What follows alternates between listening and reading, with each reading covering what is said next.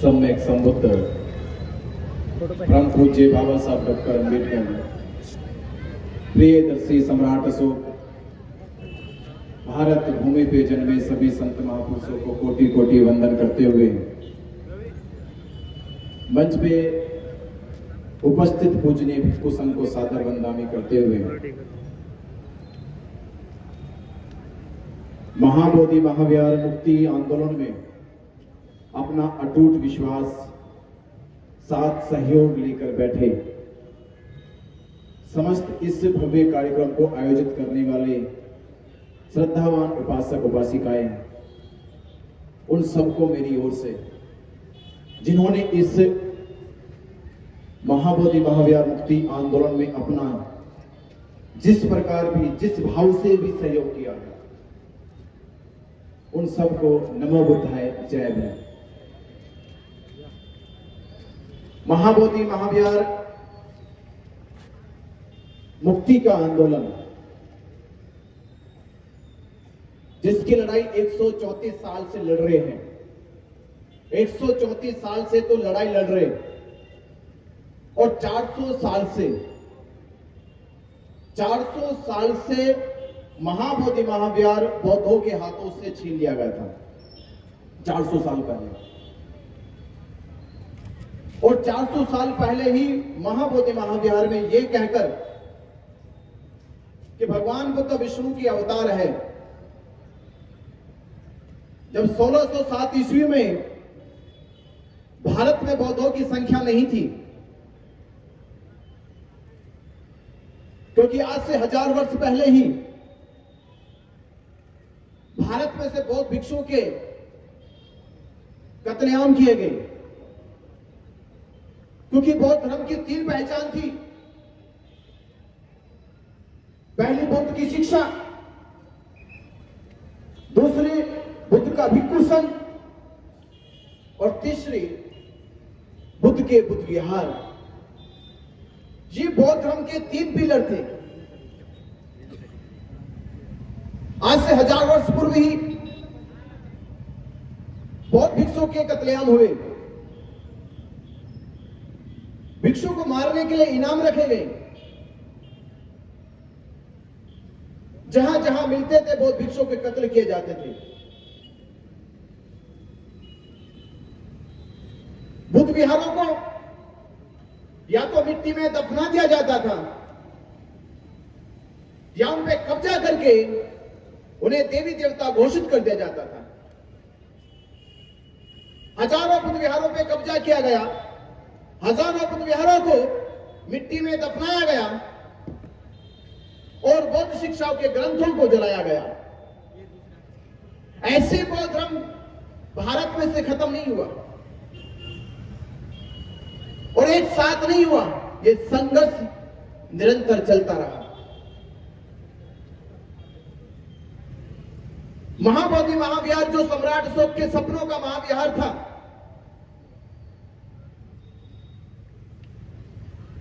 जब सम्राट अशोक ये सपना देखते थे बनाते समय कि महाबोधि महाविहार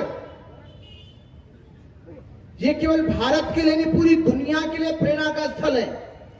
प्रेरणा का स्थल जहां से सिद्धार्थ गौतम के जीवन को, जहां से सिद्धार्थ गौतम के जीवन को एक बड़ा परिवर्तन मिला और बुद्ध बन के संसार के अंधकार को दूर कर गया। ये सपना सम्राट अशोक देखते हैं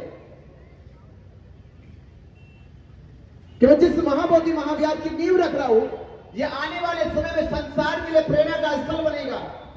दुनिया के लोग यहां से प्रेरणा लेकर जाएंगे, अपने जीवन में, अपने देश में वो परिवर्तन करेंगे और बौद्ध धर्म की प्रगति के राह पे चलेंगे। ये ऐसे ही नहीं बनाएगा। ये बौद्ध समाज की प्रगति की राह कैसे संसार के लोगों को मिलेगी, ये बनाया गया। पर 1000 वर्ष पूर्व जब बौद्ध शिक्षाओं को, बौद्ध ग्रंथों को जलाया गया, बोधि वृक्ष को जलाया गया, भिक्षुओं के कत्लेआम किए गए, विहारों को दफनाया गया या उन पे कब्जा किया गया, उसके बाद बचा समाज और समाज को जातियों में बांटकर उन्हें शोषित पीड़ित बनाया गया, अछूत बनाया गया, जिससे ये सामाजिक मानसिक गुलाम बन जाए, इस समाज में सर उठा के चल ना सके, ये धर्म की बात कर ना सके, तो समाज की शिक्षा, संस्कार, संस्कृति और सभ्यता को भी नष्ट कर दिया। और फिर मैं कहता हूं कि लूटी संस्कृति हमारी दासहीन बनाया था। दुनिया के किसी भी समाज को, किसी भी संस्कृति और सभ्यता को अगर मिटाना है तो इसकी विरासत संस्कृति मिटा दो। कि लूटी संस्कृति हमारी दासहीन बनाया था, बहू बेटी और बच्चों को घर के बाहर जलाया था, आंखों से टपके आंसू कोई फरियाद सुन ना पाया था, होता रहा शोषण हमारा, कोई अल्लाह ईश्वर देवी देवता भगवान ना आया था। अरे लिया जन्म भीम ने जगत में, लिया जन्म भीम ने जगत में, पढ़ लिख कर उठा ज्ञान पाया था और तोड़ मनवादी जंजीरों को इस देश के शोषित पीड़ित समाज को आजाद कराया था।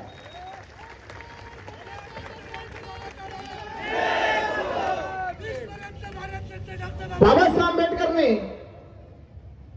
वो हजारों साल की गुलामी की जंजीरों को तोड़ दिया, हमें आजाद कर दिया। और आजादी के बाद हमारा कर्तव्य क्या था? क्या बाबा साहब अम्बेडकर ने जो लड़ाई लड़ी इसलिए कि आप आजाद होने के बाद भी अपनी विरासत ना बचा सके, अपनी संस्कृति को ना बचा सके, अपने मूल धर्म की जड़ को ना बचा सके? क्या इसलिए आजादी मिली हमें? क्या बाबा साहब अम्बेडकर ने जो संघर्ष किया, बाबा साहब अम्बेडकर ने अपने 4 बच्चों को हमारी आजादी के लिए कुर्बान कर दिया? क्या माता रमाबाई ने जो त्याग किया था, जो दुख सहन किया था,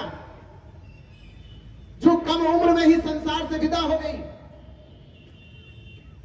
हमने क्या माता रमाबाई के त्याग का कर्ज उतारा? क्या बाबा साहब अम्बेडकर जी के सपनों का भारत बनाया? क्या सम्राट अशोक के सपनों का भारत बनाया?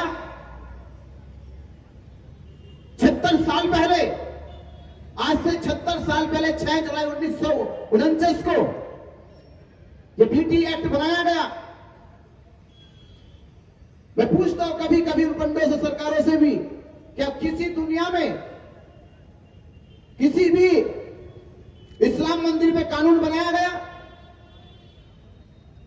दुनिया के किसी भी इस्लाम मंदिर पे कानून नहीं बना, दुनिया के किसी भी ईसाई मंदिर में कानून नहीं बना, भारत और दुनिया में जितने भी हिंदू मंदिर हैं उन पे कानून नहीं बना। तो बौद्धों के महाबोधि महाविहार पे कानून क्यों बनाया गया? क्या जरूरत थी कानून बनाने की? कानून बनाया क्यों गया? महाबोधि महाविहार पे कानून नहीं बल्कि सरकार को महाबोधि महाविहार बौद्धों को सौंपना था, और सौंपने की बजाय उन्होंने एक्ट बनाकर ये पंडित पुरोहितों को सौंप दिया। पंडित पुरोहितों का महाबोधि महाविहार से क्या लेना देना? ये मोटी बात तो उसको भी समझ में आती जो कभी स्कूल नहीं गया। ये इतनी कानूनी बात नहीं थी, किसको समझाने के लिए आपको बहुत पढ़ना पड़ेगा। ये मोटी बात सबको समझ में आती है। मस्जिद है तो मुसलमानों की, हिंदू मंदिर है तो हिंदू पुजारियों का, गिरजाघर है तो ईसाइयों का, जैन मंदिर है तो जैनियों का, गुरुद्वारा है तो सिखों का, और बौद्ध विहार है तो बौद्धों का। ये मोटी सी बात दुनिया को समझ में आती है, पर भारत की सरकार को समझ में नहीं आया था 76 साल पहले। 76 साल पहले ये बात ना तो डॉक्टर राजेंद्र प्रसाद को समझ में आई, ना पंडित जवाहरलाल नेहरू को समझ में आई, और ना आज ये बात मोदी और नीतीश को समझ में आ रही है। ये मोटी बात समझ में नहीं आ रही। और क्यों समझ में नहीं आ रही? इसका कारण यह है कि महाबोधि महाविहार की इस बात को समझाने वाले लोग नहीं है। कौन नहीं है? समझाने वाले लोग नहीं है। इसलिए मैं आपसे कह रहा हूं, अगर हम बौद्ध लोग अपनी शक्ति, अपनी ताकत को इकट्ठा करते थे तो 76 साल समझाने में नहीं लगते, एक दिन में समझा देते। 76 साल नहीं लगते, एक दिन में समझा देते। पर कब समझाएंगे? जब आप भारत में बौद्धों की शक्ति को, बौद्धों की ताकत को एकजुट करोगे और समाज को तैयार करोगे, बताओगे कि महाबोधि महाविहार क्यों मुक्त कराना चाहिए। कोई पूछे आपसे क्यों मुक्त कराना चाहिए, क्या जवाब दोगे उन्हें? और क्या जवाब दोगे उन्होंने जो 400 साल पहले ये कहकर महाबोधि महाविहार तथागत बुद्ध की प्रतिमा और बुद्ध जो है विष्णु के अवतार हैं, कैसे जवाब दोगे उनको? तो मैं वो आपको बता रहा हूं। पहले तो उन्होंने भगवान बुद्ध को विष्णु का अवतार कहा, तो मैं आपको 4 चीजें बता रहा हूं, 4 बातों से जवाब देना। पहला जवाब तो यह देना बाबा साहब अम्बेडकर जी का, उनसे कहना और सरकार से कहते हैं कि बाबा साहब डॉक्टर अंबेडकर जी ने जो संविधान लिखा था देश का, जो संविधान लिखा था देश का, संविधान सभा में बाबा साहब अंबेडकर जी के संविधान को पास करने के लिए यह माना कि बाबा साहब अंबेडकर जी ने जो संविधान लिखा है उस संविधान पे शक नहीं किया जा सकता, संदेह नहीं किया जा सकता। और जब शक और संदेह नहीं किया गया तो उस समय संविधान सभा के 389 पार्लियामेंट मेंबरों ने अपने सिग्नेचर करके कहा कि बाबा साहब ने जो संविधान लिखा वो सही है। इसका मतलब यह हुआ कि 389 सांसदों की बात अकेले बाबा साहब अम्बेडकर जी के बराबर है। 389 सांसदों की बात अकेले बाबा साहब डॉक्टर अम्बेडकर जी के बराबर है। और बाबा साहब अम्बेडकर जी के लिखे संविधान को आज भारत के प्रधानमंत्री भी मानते हैं, देश के राष्ट्रपति भी मानते हैं, देश का सर्वोच्च न्यायालय भी मानता है, और देश में जितने भी राज्य और राज्य के मुख्यमंत्री है वो सब बाबा साहब अम्बेडकर जी के संविधान को मानते हैं। इसका मतलब यह है कि बाबा साहब अम्बेडकर जी जो कहते हैं उसको पूरा देश मानता है। इससे बड़ी गवाही क्या होगी कि बाबा साहब अम्बेडकर जी की कही बात को पूरा देश मानता है। तो बाबा साहब अम्बेडकर ने ही संविधान लिखने के बाद 14 अक्टूबर 1956 को कहा था, कोई दूसरा नहीं कह रहा, जिन्होंने भारत का संविधान दिया और संविधान को पूरे देश ने माना, पूरा देश साक्षी है बाबा साहब अम्बेडकर जी ने जो संविधान दिया है वो सत्य है, अटूट है, विशाल है, न्यायप्रिय है, उस पर शक नहीं किया जा सकता, संदेह नहीं किया जा सकता। तो बाबा साहब अम्बेडकर जी ने ही 14 अक्टूबर 1956 को कहा था अपनी 22 प्रतिज्ञाओं में कि ब्रह्मा विष्णु महेश ईश्वर नहीं है, मैं उनको ईश्वर नहीं मानूंगा। ये बाबा साहब अम्बेडकर ने कहा कि ब्रह्मा विष्णु महेश ईश्वर नहीं है, मैं उनको ईश्वर नहीं मानता।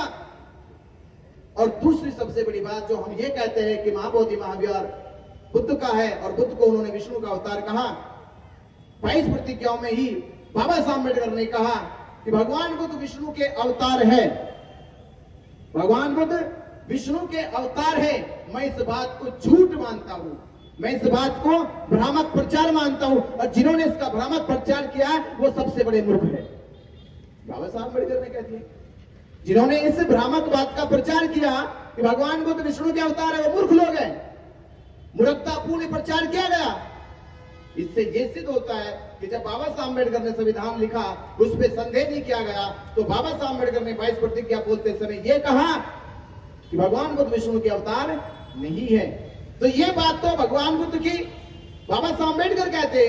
अब मुझे वो बताओ जिसने ये कहा, पूछो उससे कि ये किसने कहा कि भगवान बुद्ध विष्णु के अवतार है, उसे पकड़ के लाओ पहले। ये किसने कहा, ये किसने कहा? और जिसने भी कहा तो उसको पहले बाबा साहब अम्बेडकर जी के बराबर खड़े करना। अगर बाबा साहब अम्बेडकर जी के बराबर वो होंगे तब हम उनकी बात मानेंगे, अन्यथा बाबा साहब अम्बेडकर की बात देश को माननी चाहिए कि भगवान बुद्ध विष्णु के अवतार नहीं है तो नहीं है। बाबा साहब अम्बेडकर संविधान दिया तो जिसने ये कहा उसने देश को क्या दिया, उसने देश को क्या दिया? और दूसरा तर्क, 17 फरवरी 2002 को सारनाथ में हिंदुओं के सरमौर शंकराचार्यों को बुलाया गया। उनके साथ शास्त्रार्थ हुआ, डिबेट हुई और 3 दिन की इस डिबेट में 17, 18, 19 की डिबेट में शंकराचार्य ने लिख कर दिया कि हम ये बात स्वीकार करते हैं कि भगवान बुद्ध विष्णु के अवतार नहीं है और भगवान बुद्ध से हिंदू संस्कृति का कोई लेना देना नहीं है। उन्होंने स्वीकार किया कि 8वीं सदी में हमारे शंकराचार्य ने जब केरला से जम्मू कश्मीर तक की यात्रा निकाली तो उनकी उस यात्रा में सबसे बड़ा और सबसे पहले उद्देश्य था कि वो भारत में से बौद्ध धर्म का पतन करे, बौद्ध धर्म को खत्म करे। इसका मतलब यह होता है कि शंकराचार्य मानते हैं कि बौद्ध धर्म हिंदुओं का नहीं है, शंकराचार्यों का नहीं है, पंडितों का नहीं है। बौद्ध धर्म भारत के मूल निवासियों का है, भारत के बहुजन समाज का है। बौद्ध धर्म से पंडित पुरोहितों का कोई लेना देना नहीं है।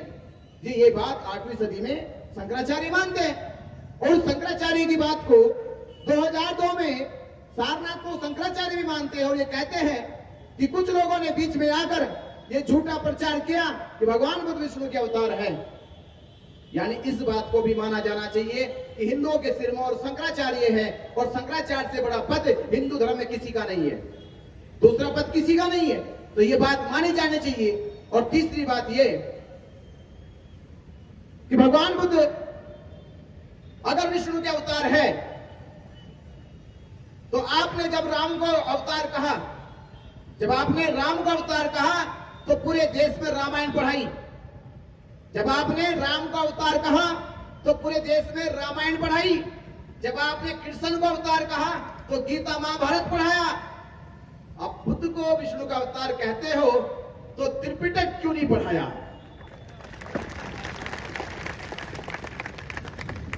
त्रिपिटक क्यों नहीं पढ़ाया? क्योंकि अगर त्रिपिटक पढ़ाया जाता तो भंडा सारा फूट जाता। भगवान बुद्ध की शिक्षा पढ़ाई जाती तो पंडों का भंडा सारा फूट जाता। इसलिए भंडा ना फूट जाए, राज ना खुल जाए,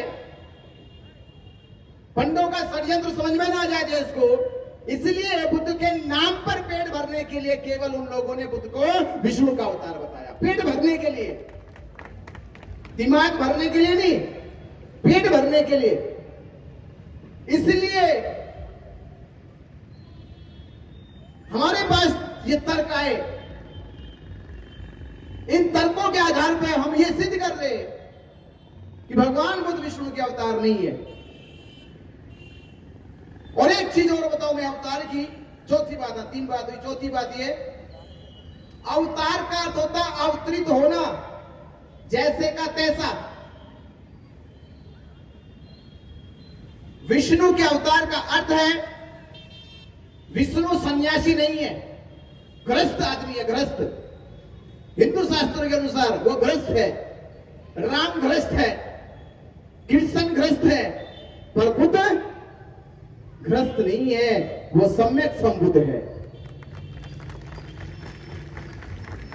राम आए तो कोई ज्ञान प्राप्त नहीं किया, कृष्ण आए तो कोई ज्ञान प्राप्त नहीं किया, क्योंकि वो अवतार थे। तो जो विष्णु के अवतार है वो वही बोलेंगे जो अवतार के रूप में उन्होंने पाया है। पर सिद्धार्थ जब जन्म लेते हैं, 29 साल की आयु में घर छोड़ देते हैं और 35 साल की आयु में इस धरती पे तप कर, साधना करके, कठिन विपश्यना करके वो संबोधि को प्राप्त करते हैं। और संबोधि के प्राप्त ज्ञान से संसार ये कहता है कि ये कोई आम मनुष्य नहीं है, ये सम्यक संबुद्ध है। इससे पहले ना तो शास्त्रों में लिखा, ना परंपराओं में था, ना किसी सिद्धांत में था। जो बुद्ध कहते वो एक नया सिद्धांत बताते हैं, एक नई परंपरा शुरू करते हैं। तो तथागत बुद्ध अपने आप में सर्जन है, सर्जनात्मक बात है बुद्ध की। वो दोहराई गई बात नहीं है, वो परंपरावादी बात नहीं है, वो शास्त्रवादी बात नहीं है। बुद्ध की बात है उत्सर्जन की बात है, ज्ञान की बात है, उत्पन्न की बात है। जब ये लगने लगा कि बुद्ध की बात पूरे संसार में प्रभाव छोड़ रही है, बुद्ध की देशना, बुद्ध के उपदेश संसार में अपनी जड़ें जमा रहे हैं, तो धीरे धीरे षड्यंत्र हुआ। और षड्यंत्र का नतीजा ये पहुंचा कि आज की डेट में महाबोधि महाविहार बौद्धों के पास नहीं है। क्यों नहीं है?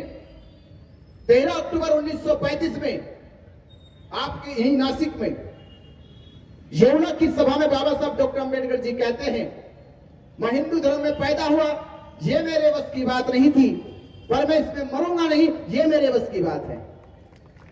मैं मरूंगा नहीं, यह मेरे बस की बात है। बाबा साहब अंबेडकर जी से जो लोग घबराते थे, डरते थे, उन लोगों ने बाबा साहब अंबेडकर जी की बात को सीरियसली ले लिया और सोचने लगे कि बाबा साहब अंबेडकर लगता है अगर धर्म परिवर्तन कर गए तो भारत में लाखों करोड़ों लोग बाबा साहब अंबेडकर जी के साथ धर्म परिवर्तन कर लेंगे। तो पता लगाओ कि बाबा साहब अंबेडकर जी किस धर्म को स्वीकार करेंगे। तो धीरे धीरे जांचें बैठी, धीरे धीरे जासूसी करने लगे। तो आखिर में पता चला कि बाबा साहब डॉक्टर अंबेडकर जी की श्रद्धा भावना तथागत बुद्ध के धम्म में है और हो सकता है भविष्य में बाबा साहब अंबेडकर भगवान बुद्ध के धम्म को स्वीकार करें। तो आपको एक चीज कहना चाहता हूं मैं, जब कोई मनुष्य इस्लाम धर्म कबूल करेगा तो उसका सपना क्या होगा? कोई इस्लाम धर्म कबूल करे, उसका सपना क्या होगा? कि वो एक बार मक्का मदीना घुमाए। क्या सपना होगा? कि वो एक बार जीवन में मक्का मदीना चले जाए। अगर कोई सिख धर्म स्वीकार कर ले, उसका सपना होगा एक बार वो अमृतसर का गोल्डन टेम्पल मंदिर घुमाए। कोई ईसाई धर्म स्वीकार करे, उसका सपना होगा कि एक बार यरूशलेम या वेटिकन सिटी के चर्च में घुमाए। उसी प्रकार जब भारत और दुनिया के बुद्धिस्ट बौद्ध धर्म स्वीकार करेंगे, उनका भी सपना होगा कि वो एक बार महाबोधि महाविहार घुमाए। उनका भी सपना होगा और सपना लेकर जाएंगे, पर वहां कुछ और पाओगे। मुसलमान मक्का मदीने में गया, वो जैसा सपना लेके गया वैसा उसको वहां मिला। जैसा ईसाई सपना लेके गया उसको यरूशलेम वैसा मिला। जैसा सिख सपना लेके गया वैसा उनको गुरुद्वारा मिला। पर जब हम बौद्ध महाबोधि महाविहार सपना लेकर गए कि महाबोधि महाविहार वैसा होगा, वैसा हमको नहीं मिला। वहां पंडा पुरोहित मिला, वहां पर पिंडदान श्राद्ध के नाम पर कर्मकांड पाखंड मिला। इसका मतलब यह है कि बौद्धों की आस्था के साथ, उनके विश्वास के साथ, उनकी भावनाओं के साथ अन्याय हुआ, खिलवाड़ हुआ, तो बौद्ध समाज कब तक बर्दाश्त करेगा? कब तक बर्दाश्त करेगा? बौद्ध धर्म में धर्म गुरु भिक्षु होते हैं, महंत नहीं होते, पंडे नहीं होते। तो सरकार जब एक्ट बना रही थी तो एक्ट बनाते समय उनको मालूम नहीं है कि बौद्ध धर्म में महंत शब्द नहीं होता, बौद्ध धर्म में पंडे शब्द नहीं होता। बौद्ध धर्म में बौद्ध धर्म गुरु को भिक्षु कहा जाता है, भंते कहा जाता है, महंत और पंडे नहीं कहा जाता। ये बात सरकार को समझ में नहीं आई। क्यों समझ में नहीं आई? ये षड्यंत्र क्यों हुआ? क्योंकि बाबा साहब अम्बेडकर जी ने ये जो घोषणा कर दी थी, ये घोषणा हो गई कि मैं हिंदू धर्म में मरूंगा नहीं। तो उन लोगों ने जब पता किया कि बाबा साहब बौद्ध धर्म स्वीकार करने वाले हैं, तो उन्होंने दीक्षा लेने से पहले ही महाबोधि महाविहार को अपने कब्जे में ले लिया। और कब्जे में कैसे लिया? सरकार कैसे में ली हुई थी? बाबा साहब अम्बेडकर जी संविधान सभा में संविधान लिख रहे और संविधान लिखने का काम करीब करीब पूरा हो चुका था। संविधान लिखने का काम करीब करीब पूरा हो चुका था और संविधान सभा के थे अध्यक्ष डॉक्टर राजेंद्र प्रसाद। उस समय डॉक्टर राजेंद्र प्रसाद संविधान सभा के अध्यक्ष थे और वो जानते थे कि बाबा साहब अम्बेडकर संविधान लिख रहे आजाद भारत का। बाबा साहब अम्बेडकर संविधान लिख रहे आजाद भारत का, और भारत में जो भी कानून बनाया जाएगा, जो भी नियम बनाया जाएगा, वो संविधान लागू होने के बाद बनाया जाएगा, जोड़ा जाएगा। क्योंकि संविधान देश के प्रत्येक नागरिक को, जाति को, मजहब को, समाज को, संप्रदाय को, समूह को, हर वर्ग के लोगों को न्याय दे रहा है। डॉक्टर राजेंद्र प्रसाद जानते हैं, पंडित जवाहरलाल नेहरू जानते हैं।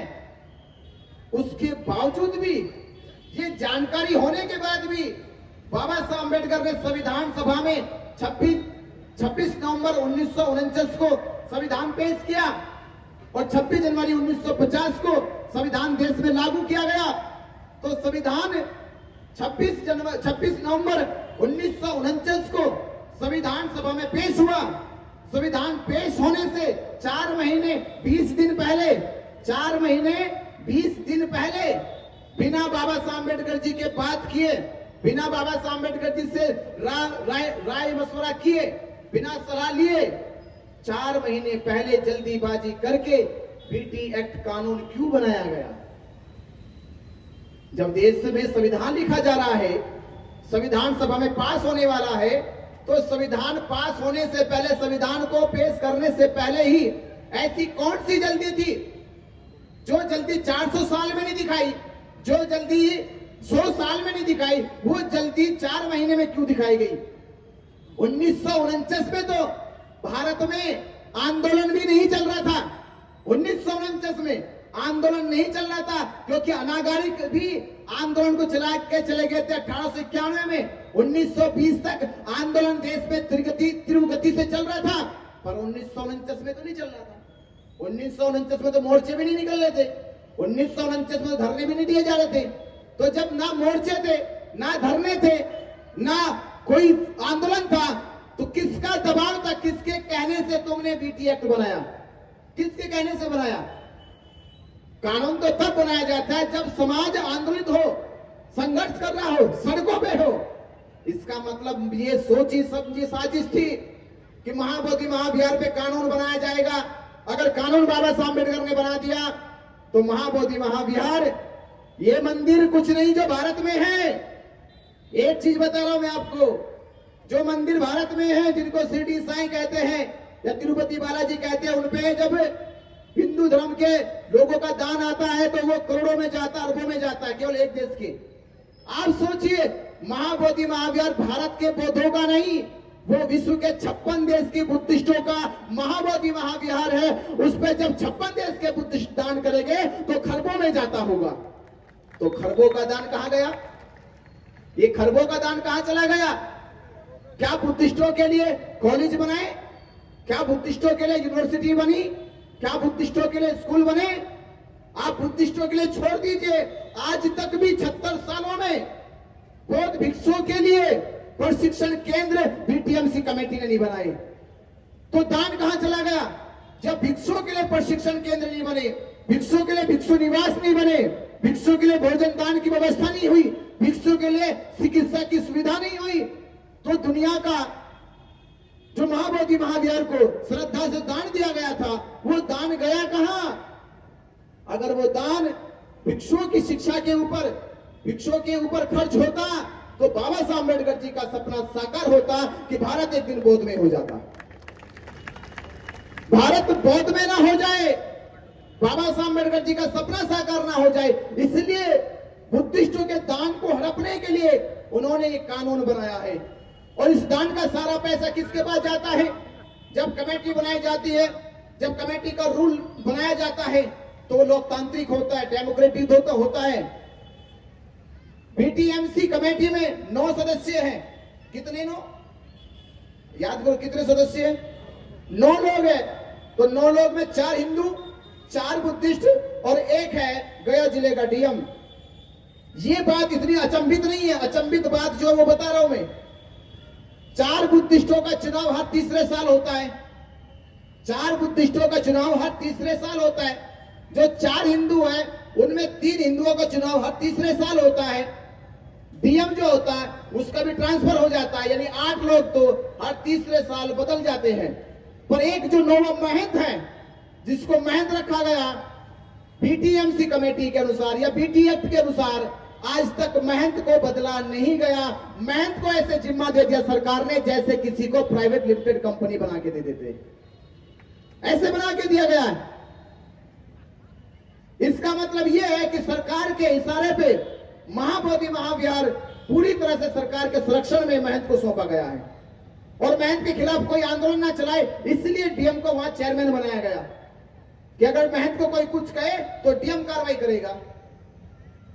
ये कानून बना, पर ये कानून जब बना था जब भारत में बौद्ध नहीं थे। ये एहसास मैं आपको करा रहा हूं कि जब ये कानून बना तब भारत में बौद्ध नहीं थे। आज भारत में बौद्ध है तो कसम खाओ ये कानून नहीं रहेगा भारत में। ये